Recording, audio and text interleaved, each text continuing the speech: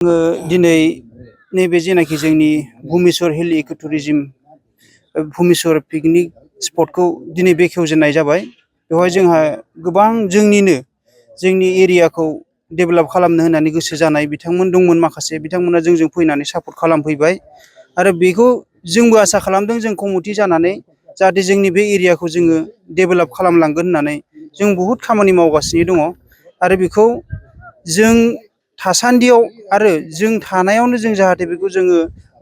एरियाखौ जाहाथे मोजाङै मोजां डेभेलप खालामलांनो हाथों होननानै जों बेफोर बहुद धरननि बुस्थु जों साजायनानै दोनदों आरो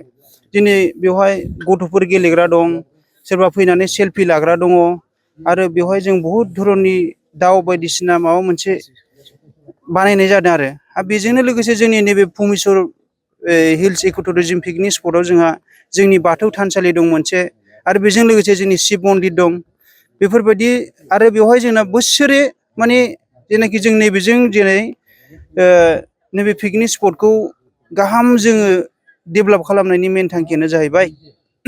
जोंनि एरिया डेभेलप जानायजों लोगोसे नैबे जोंनि चिरां डिस्ट्रिक्टआव जोंनि नैबे भुमेश्वर हिल्स बे जोंनि मोनसेल' अन्थाव बाथाव मोनसे जोंनि सम्पति बायदि होनजायो आरो दा जोङो बेखौनो सिन्था धारा खालामनानै जों बेखौ डेभेलप खालामनायनि मुङाव जोङो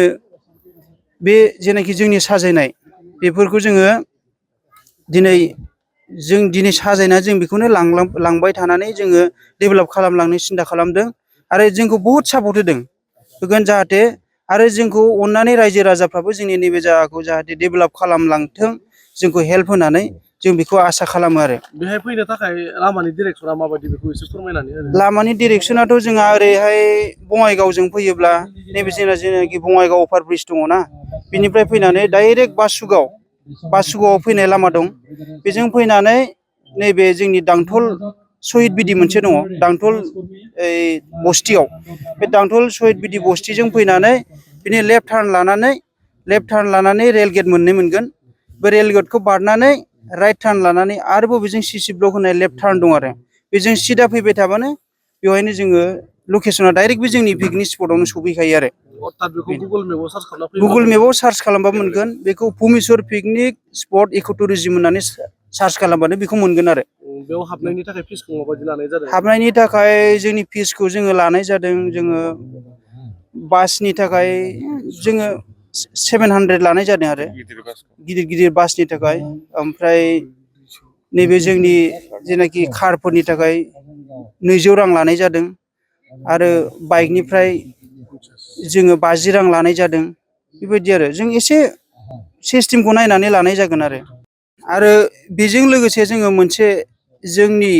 जेनाखि जोंनि आसामावनो खुंबाय थाग्रा जोंनि दमासि फेस्टिभेल बेखौबो जोङो बेजों लाफादों जोङो बेखौ नैबे जानुवारिनि 14 थारिखनिफ्राय लानानै जोङो ओरैहाय खालामलांनो जोङो रायज्लायगासिनो मथा मथि जोंनि जानुवारिनि 14 थारिखनिफ्राय कनफार्म जाबाय आरो बिनिफ्राय जोङो फेस्टिभेलखौ 10 दिन बा 15 दिन खुंनायनि सेस्था खालामदोंथ' दा जोंनियाव